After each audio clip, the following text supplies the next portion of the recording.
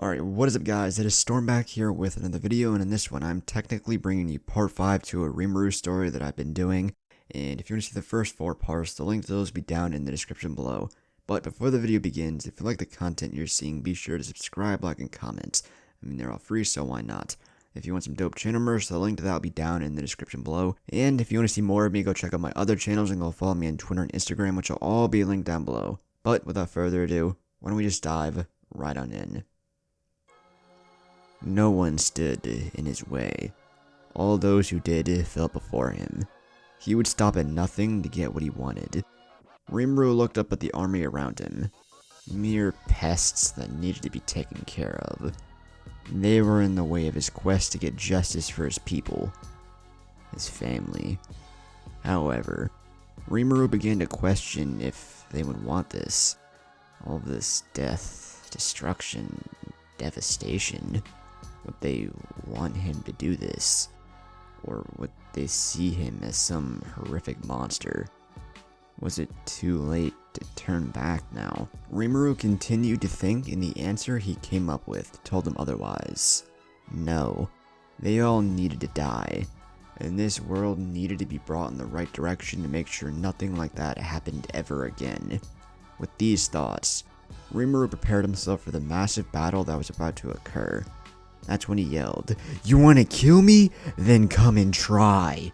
With those words, Demon Lord Clayman smiled and ordered his army to attack, and leave no trace of this filth behind.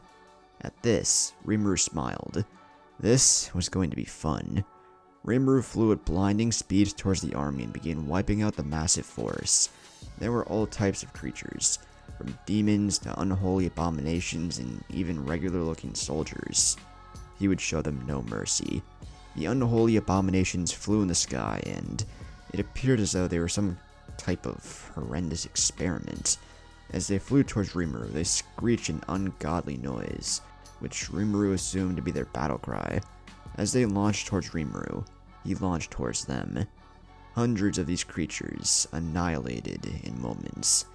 Was that really the best they could do? Rimuru dropped down to the ground, and the next targets were the soldiers and the demons.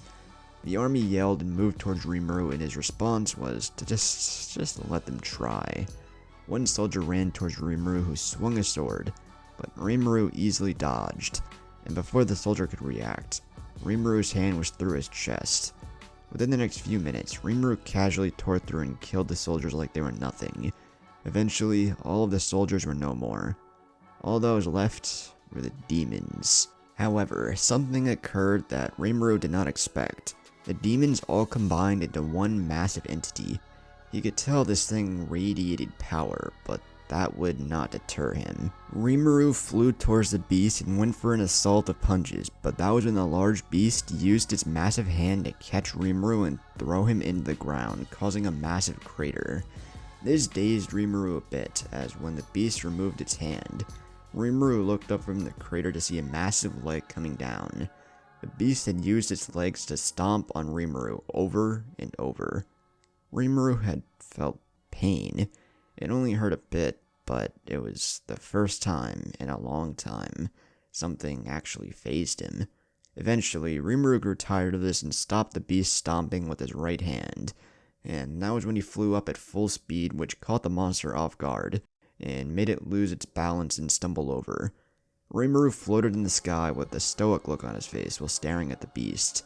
And that was when the beast launched a massive beam attack from his mouth, which in turn caused Rimuru to respond with his own beam attack.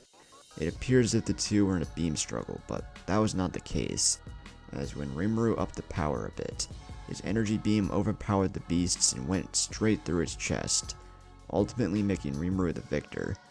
Rimuru smiled and said, "Is this really the best you have to offer, Clayman?" That was when he heard a voice. "No, that's not the best I have to offer. This is." Rimuru didn't expect him to show up. That was when Clayman used Rimuru's absorbing ability to absorb the entirety of his deceased army. Rimuru was shocked. Clayman had found some way to copy his ability and to make it his own. Rimuru watched as Clayman began transforming. No, evolving into something more. The evolution concluded, and the result was that Clayman was on an entirely different level. He was bigger, stronger, and radiated power that seemed unfathomable. He was on the level of Rimuru, and he seemed equal in terms of power. It's time to die, boy. Before Rimuru could even react, Clayman had disappeared from his view and reappeared in front of him at blinding speeds. Clayman launched a fist into Rimuru's gut, which made him stagger a bit before sending him flying into a mountain, destroying it. As Rimuru got up from the rubble, Clayman was in front of him, smiling.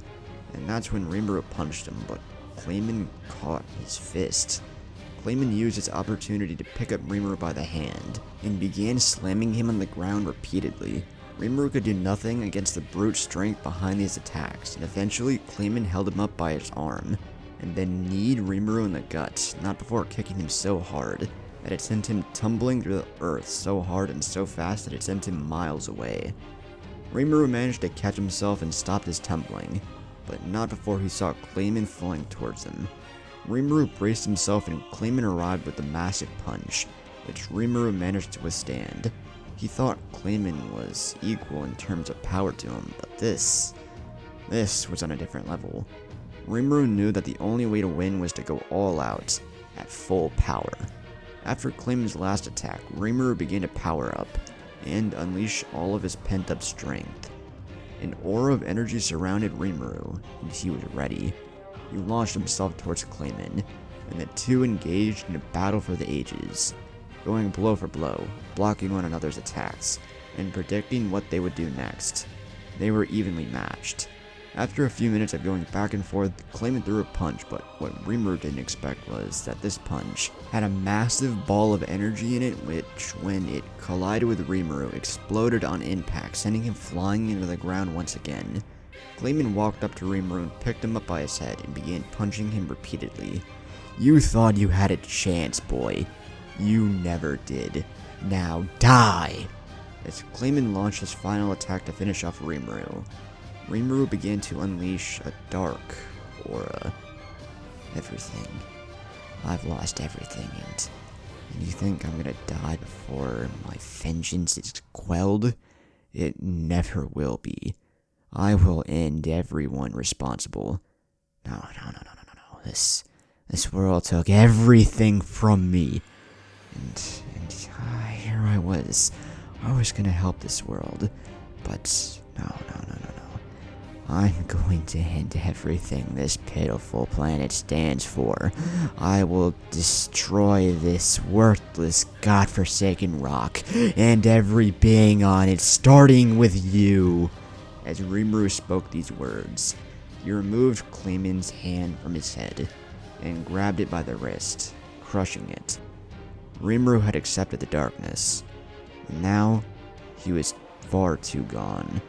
Rimuru prepared a punch and sent all of his energy into it, and before Clayman could even respond, Rimuru's punch went through his head, utterly destroying it, killing him instantly. Rimuru yelled and began tearing Clayman's corpse limb from limb, and all that was left were the pieces that were once Demon Lord Clayman. Rimuru then absorbed the remains and passed out, waking up a few days later, not really remembering anything after getting pummeled by Clayman. What happened? That was when Rimuru remembered, and he didn't feel fear at this memory. No, he felt joy, as he was going to go through with everything he said. But before that, there was one thing remaining. He had to finish off his old friend, Demon Lord Milam.